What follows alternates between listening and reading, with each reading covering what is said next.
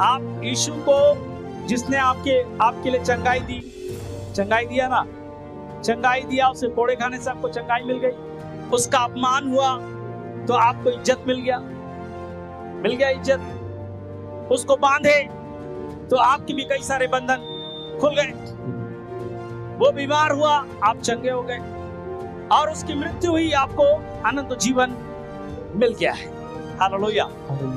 लेकिन उसके बावजूद भी कई बार हमारा पूरा उद्धार नहीं होता। क्यों नहीं होता? क्योंकि हम उसके याजकीय रूप को नहीं जान पाते, उसके याजक के रूप को हम नहीं जान पाते। जो याजक का रूप एक मलकीशेदेक का रूप दिखाता है, जो उस महापवित्र स्थान में प्रवेश किया।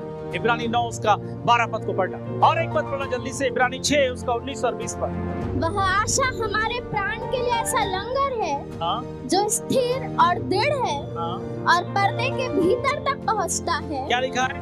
वो आस्था हमारे लिए एक ऐसा लंगर है। लंगर समझते हैं आप? लंगर समझते हैं? जब सुनामी आया था ना, जब सुनामी आया तो बड़ी बड़ी जहाज की कंपनी घमंड करती थी कि हमारा जो लंगर है वो सबसे मजबूत है, कितना बड़ा भी समुद्र में तूफान आ जाए वो उखड़ेगा नहीं। लेकिन जब सुनामी आया तो बड़ा सा बड़ा लंगर भी उखड़ गया। समझ में आ रहा है? लेकिन बाइबल कहता है कि परमेश्वर एक ऐसा लंगर अपने लोगों को दे रहा है, कि ऐसा लंगर आपको दे रहा है कि अगर वो लंगर पर्दे के भीतर, कहाँ? पर्दे के भीतर क्या है? महापवित्र स्थान। हालेलुया। पर्दे के भीतर महापवित्र स्थान में अगर वो लगा हुआ है तो कभी भी आप उखड़ेंगे नहीं। हालेलुया। आपकी नाव को कोई भी परिस्थिति उखाड़ नहीं पाएगी। मतलब बोलने का मतलब यह है कि जीवन में किसी भी समस्याओं के ऊपर आप विजय प्राप्त करेंगे। संसार की कोई भी ताकतें आपके ऊपर हावी नहीं होंगी। लेकिन उस पर्दे के अंदर कौन प्रवेश किया है?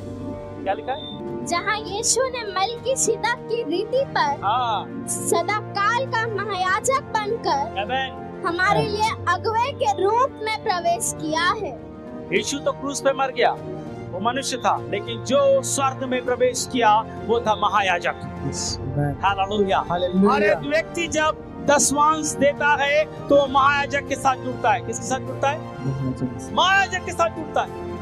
अगर आप टाइथ नहीं करते हैं, सुन लीजिए, आप अगर अपनी कमाई का 10वां हिस्सा अगर परमेश्वर के राज्य में नहीं बोते हैं तो आप महायाजक के साथ नहीं जुड़ते। ये ध्यान रखिए कि आपका टाइथ महायाजक के साथ जुड़ता है।